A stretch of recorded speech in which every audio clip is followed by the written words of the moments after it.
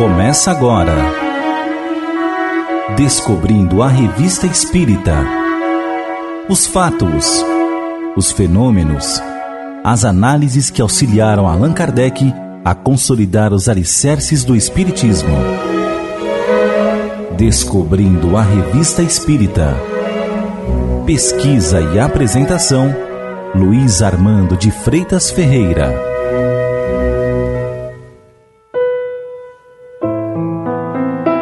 O número 6 da Revista Espírita de 1868, relativo ao mês de junho, incluía entre suas matérias um tema até então inédito: a fome entre os espíritos. Sua abordagem nasceu da notícia enviada por um dos correspondentes da Argélia, o qual comunicava a morte do padre Bizet, responsável pela paróquia de Sétif. Na nota enaltecia as qualidades do pároco, morto aos 43 anos, vitimado por seu zelo durante a epidemia de cólera e pelo esgotamento durante a fome, quando desenvolveu uma atividade e dedicação verdadeiramente exemplares junto à população a que servia há 17 anos. Destacava ainda sua imparcialidade quando do surgimento do espiritismo naquela localidade, mesmo após ter recebido instrução do Monsenhor Pavier, bispo de Argel, que qualificava a doutrina nascente como a nova vergonha da Argélia. O padre Bizet não quis ler esse mandamento do púlpito, transferindo a tarefa ao seu vigário sem lhe acrescentar qualquer comentário. Ante os comentários da carta, Kardec pergunta: o senhor Bizet era espírita? Ostensivamente não. Interiormente ignoramo-lo.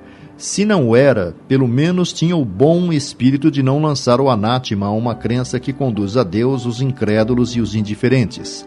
Aliás, o que nos importa? Era um homem de bem, um verdadeiro cristão, um sacerdote segundo o Evangelho. A esse título, se nos tivesse sido hostil, nem por isso os espíritas deixarão de o ter colocado na classe dos homens cuja memória a humanidade deve admirar e tomar como modelo.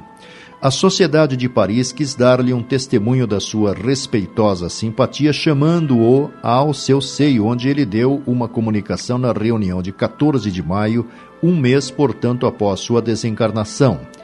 Na sua mensagem ele diz: estou contente, senhor, pela benevolente solicitação que tiveste a bondade de me dirigir e ao qual considero uma honra e um prazer responder. Se não vim imediatamente ao vosso meio, é que a perturbação da separação e o espetáculo novo com que fui defrontado não no permitiram. E depois não sabia a quem escutar.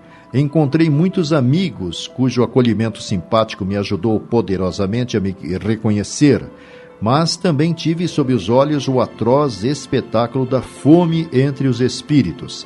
Encontrei muitos desses infelizes mortos na tortura da fome, ainda procurando em vão satisfazer uma necessidade imaginária, lutando uns contra os outros para arrancar um pedaço de comida que se esconde nas mãos, se entrerasgando e, se assim posso dizer, se entredevorando, se assim posso dizer, se entredevorando uma cena horrível, pavorosa, ultrapassando tudo quanto a imaginação humana pode conceber de mais desolador.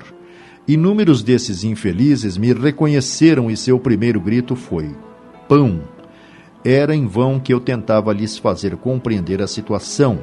Eram surdos as minhas consolações. Que coisa horrível é a morte em semelhantes condições e como aquele espetáculo e mesmo da natureza a fazer refletir sobre o nada de certos pensamentos humanos. Assim, enquanto na terra se pensa que os que partiram ao menos estão livres da tortura cruel que sofriam, percebo do outro lado que isto não é nada e que o quadro não é menos sombrio, posto que os atores tenham mudado de aparência. Perguntai se eu era espírita. Se entendeis por esta palavra aceitar todas as crenças que vossa doutrina preconiza, não, eu não chegava até lá. Admirava os vossos princípios, julgava-os capazes de fazer a salvação dos que sinceramente os põem em prática. Na continuidade da sua manifestação, o padre Bizet revela outras facetas de seu espírito evoluído. Analisando-a, Kardec pondera: a quem quer que não conheça a verdadeira constituição do mundo invisível, parecerá estranho que espíritos que, segundo ele, são seres abstratos, imateriais, indefinidos, sem corpo, sejam vítimas dos horrores da fome, mas o espanto cessa quando se sabe que esses mesmos espíritos são seres como nós.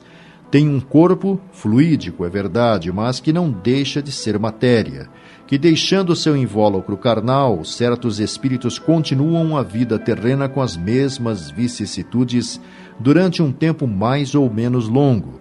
Isto parece singular, mas a observação nos ensina que tal é a situação dos espíritos que viveram mais a vida material que a vida espiritual, situação por vezes terrível, porque a ilusão das necessidades da carne se faz sentir e se tem todas as angústias de uma necessidade impossível de saciar.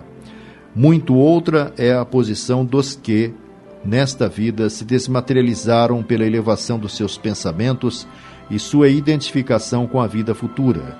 Todas as dores da vida corporal cessam com o último suspiro e logo o espírito plane, radioso no mundo etéreo, feliz como um prisioneiro livre de suas cadeias. Quem nos disse isso? É um sistema, uma teoria? Alguém disse que deveria ser assim se acredita sob palavra? Não são os próprios habitantes. Não, são os próprios habitantes do mundo invisível que os repetem em todos os pontos do globo para ensinamento dos encarnados. Sim, legiões de espíritos continuam a vida corporal com suas torturas e suas angústias. Mas quais? Os que ainda estão muito presos na matéria para dela se destacarem instantaneamente. É uma crueldade do Ser Supremo? Não.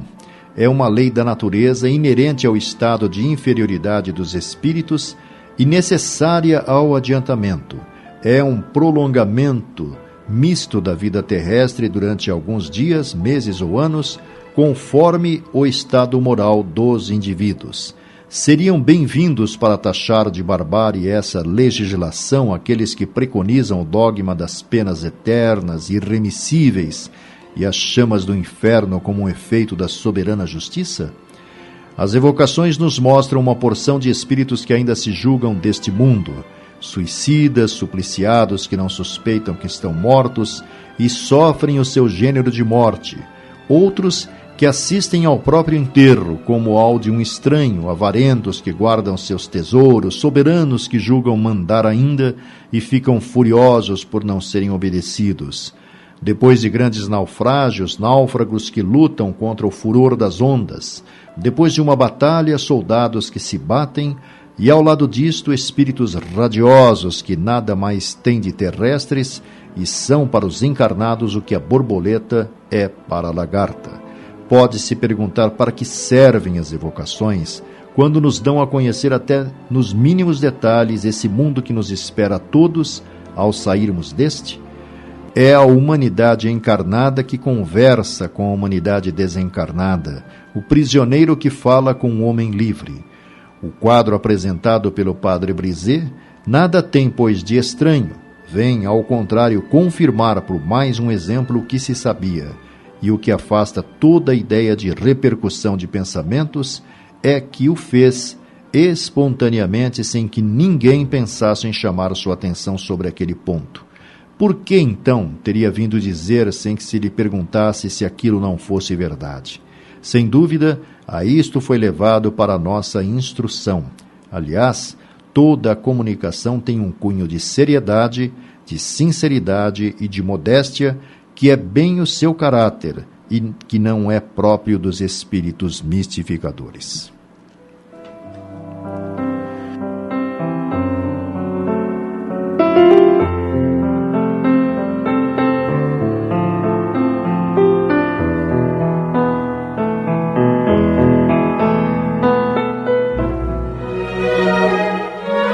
Você ouviu Descobrindo a Revista Espírita. Pesquisa e apresentação, Luiz Armando de Freitas Ferreira.